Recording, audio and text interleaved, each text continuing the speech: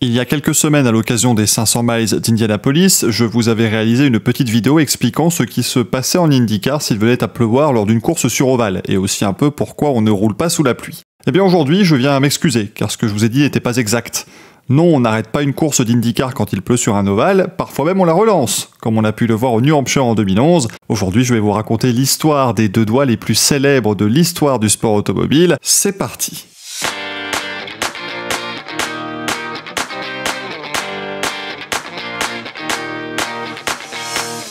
2011 était une année assez particulière pour l'IndyCar, la première saison complète du patron Randy Bernard, qui est arrivé à la tête du championnat en mars 2010, ayant précédemment été le patron de la Ligue nationale de rodéo, la faisant passer de sport local à phénomène national. Bernard avait la même vision pour l'IndyCar. Et du coup, cela passait par quelques idées parfois radicales, mais qui avaient pour seul but de faire bouger les lignes. À commencer par le calendrier. Si le nombre de dates était le même qu'en 2010, certaines pistes en ont remplacé d'autres, avec la première édition de la course dans les rues de Baltimore et le retour de 3 pistes ovales qui avaient accueilli l'IndyCar par le passé, à savoir le Milwaukee Mile, le New Hampshire Motor Speedway et le Las Vegas Motor Speedway. On sait malheureusement très bien comment s'est terminé le dernier retour, mais on en reparlera à d'autres occasions.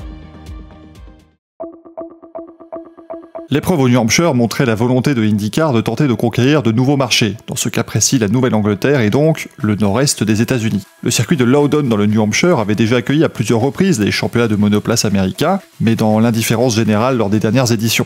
Retenter de faire venir un public qui n'était pas intéressé par l'IndyCar 13 ans après la dernière épreuve organisée là-bas semblait difficile. 2011 était également la dernière année d'un package châssis-moteur qui a fait ses débuts en 2003, et forcément, toutes les personnes qui avaient un châssis dans leur garage ont décidé d'engager une voiture, nous amenant à une grille de 27 pilotes pour cette épreuve du New Hampshire qui va débuter sous des nuages menaçants. Après, si vous êtes des habitués de la NASCAR, vous savez que c'est très souvent le cas là-bas. 2011 était également la première année où les relances en double fil furent implémentées en IndyCar et vous verrez que cela aura son importance plus tard dans ce podcast. Mais pour l'instant, peu importe, concentrons-nous sur le départ avec en première ligne Dario Franchitti, champion en titre d'IndyCar, et Oriol Servia à ses côtés.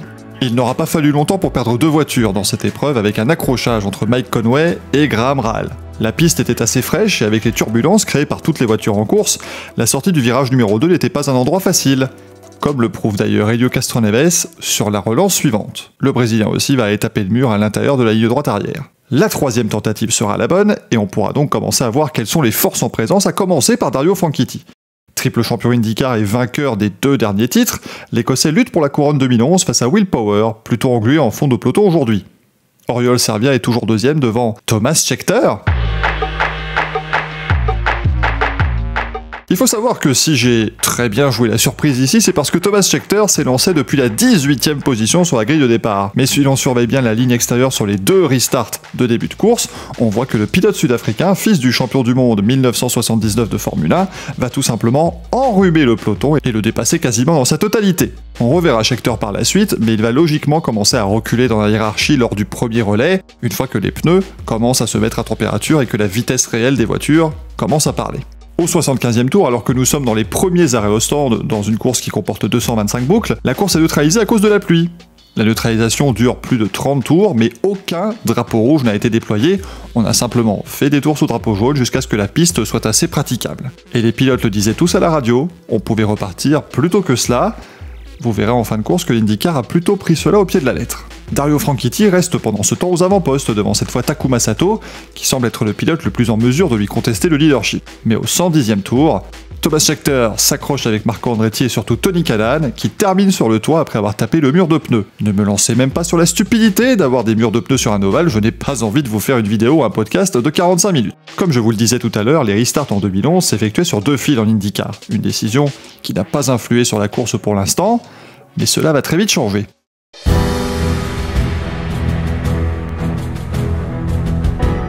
Sur la relance, le leader Dario Franchitti termine dans le mur et la course s'en retrouve totalement relancée. S'il n'a pas manqué de blâmer Takuma Sato pour un accrochage entre les 2 hommes qui étaient présents en première ligne, on ne peut pas nier le fait qu'il semble bouger vers l'intérieur dans la ligne droite alors qu'il s'est lancé du côté droit de la piste. C'est du coup Ryan Hunter-Reay qui prend les commandes de la course et il les conservera au moins jusqu'à 60 tours de l'arrivée lorsqu'il fera son dernier arrêt au stand, sous un ciel toujours aussi menaçant. Une fois tous les arrêts effectués, Hunter-Reay continue de dominer avec Oriol Servia en 2e position et à 20 tours de la fin, la pluie fait son retour, forçant la course à être neutralisée une nouvelle fois. Et si à la première reprise on avait longuement roulé sous drapeau jaune, l'IndyCar adopte une approche différente ce coup-ci. Présents autour du circuit, les observateurs dépêchés par le championnat pour indiquer si la piste est humide ou non expliquent très vite que l'on peut repartir. Les pilotes, eux, ne sont pas de cet avis. Mais quand on t'indique que la course va être relancée, tu te prépares. Les images montrent Michael Andretti, patron de l'équipe éponyme, mais aussi Tim Cindric, président du Team Penske, incrédule face à la décision du directeur de course de repartir. Mais l'épreuve est bien relancée à 8 tours de l'arrivée. Danica Patrick est la première à alors partir en tête à queue, suivie notamment par Takuma Sato, Ed Carpenter et Will Power, deuxième du championnat et qui comptait bien réaliser un coup suite à l'abandon de son rival Dario Franchitti. Le pilote australien est absolument furieux et il va alors montrer ce qu'il pense de manière très claire à Brian Barnhart, directeur de course, en lui adressant 2 majeurs tendus devenus bien célèbres. Michael Andretti également est en colère. Car s'il perd une voiture dans l'accident, celle de Danica Patrick, son autre pilote Ryan Hunter-Reay a été dépassé par Oriol Servia avant l'apparition du drapeau jaune. Mais le règlement de IndyCar conférant la toute-puissance à son directeur de course, ce dernier décide d'annuler le restart et de reprendre le classement comme il était avant la relance, donnant de nouveau la tête de la course à Hunter-Reay et permettant à Will Power de remonter à la 5e place si jamais la course venait à ne pas être relancée. Et heureusement pour lui, la course ne repart effectivement pas. Hunter-Reay s'impose donc devant Oriol Servia et Scott Dixon, mais ce qui fait parler, ce sont évidemment les décisions de la direction de course. Will Power a reçu une amende de 30 000 $ pour ses gestes obscènes, mais celui qui en a le plus pâti est incontestablement le directeur de course Brian Barnhart. Présent depuis la création de l'Indy Racing League en 1996 dans diverses fonctions, Barnhart sera démis de son poste de directeur de course fin novembre, après une saison marquée par diverses controverses en piste. Aujourd'hui, il est directeur général de l'équipe IndyCar de McLaren et stratège de la voiture numéro 7 d'Alexander Rossi. Will Power, quant à lui, pilote toujours la voiture numéro 12 du Team Penske, auréolé désormais de 2 titres de champion IndyCar et d'une victoire aux 500 miles Indianapolis en 2018. Après ce succès, Ryan Hunter-Reay remportera en 2012 le championnat IndyCar, puis en 2014 les 500 miles Indianapolis. Il roule aujourd'hui pour le Ed Carpenter Racing dans la monoplace numéro 20. Et à l'issue de la saison 2011, Dario Franchitti remportera bien son 4e titre de champion IndyCar, avant de s'imposer pour la 3e fois à l'Indy 500 en 2012.